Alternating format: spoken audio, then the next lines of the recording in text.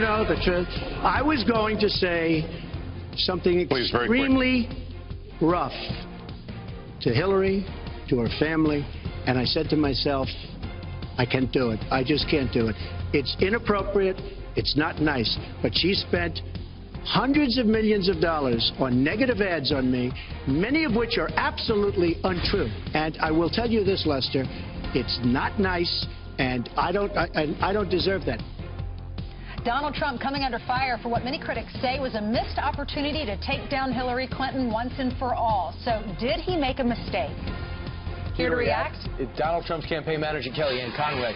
Kellyanne, was it a mistake not to go out and say, well, if you don't like the way I spoke about women, what about the way your husband treated women?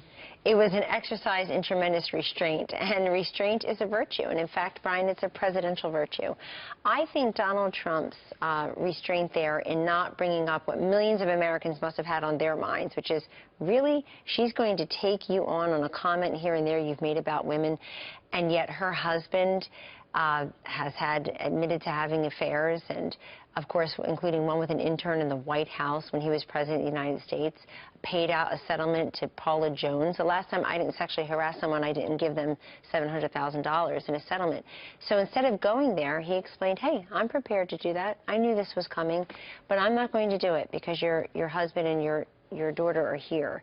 And then he went on to say, and yet this doesn't stop you, Hillary Clinton, from running hundreds of millions of dollars of negative ads against me. Those are just the ads you see, by the way. We now have these mail pieces that are about Trump and women going to independent and Republican-leading women in states like Florida. We just got those yesterday, brought to our attention.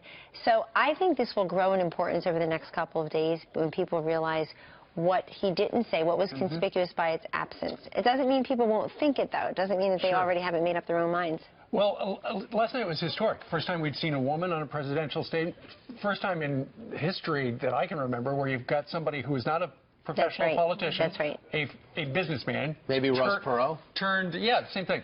And then you've got he's got many opportunities to take shots at her. You've got to do some training ahead of time, though, and it was revealed that apparently he didn't do the standard debate prep where you get in a room, you answer questions for 90 minutes. Given how the first one went, will there be changes in the preparation for the second one? He did a lot of debate prep, Steve. I think that's a myth that people are pushing to sort of diminish, like, how serious he is about this. He's incredibly serious. He takes the job very seriously. He didn't need to run for president. People run for fame and fortune and status and power. He had all of that. The sacrifice he and the Trump family are making is enormous, and it should not be lost on folks.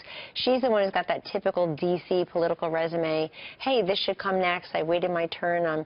I'm next. I deserve it. But when it comes to debate preparation, he did take rapid-fire questions for quite a while from a number of us, and he handled them beautifully. I thought some of the questions last night were completely predictable. We knew they were coming.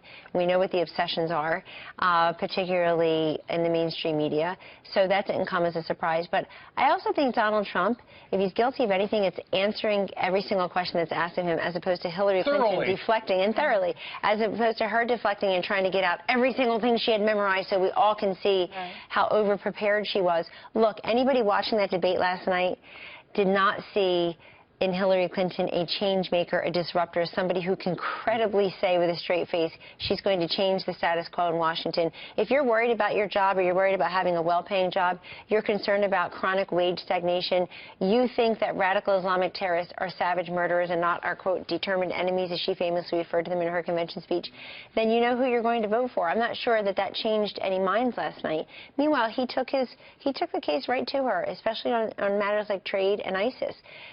Basically holding her to account for her record and for President Obama's record on those issues. Mr. Podesta was on our set earlier, about an hour ago, and we were talking about campaign manager. Exactly, for Hillary Clinton. And he said if you attack the moderator, then that means you have lost the debate. Now, keep in mind, they attacked Matt Lauer, terrible, because she was so awful in that commander-in-chief for him. Well, and I asked him about that, and yeah.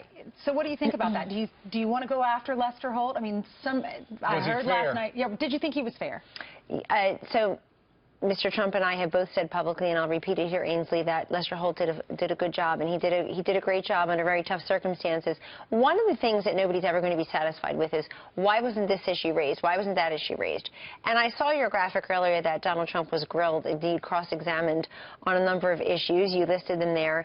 And that didn't happen with Hillary Clinton on Benghazi, on emails. Mr. Trump had to mention emails. Pay for play. No real, that's right, the State Department. Deplorables. By the way, the deplorables, things that, you know, pick a card, any card. The fact that she's for late-term abortion or sex-selective abortion, you know, if we're talking about domestic issues, the fact that she changed her mind, did a total 180 on gay marriage. She ran in 2008, emphatically defending traditional marriage, and now running in 2016 has totally shifted on that completely.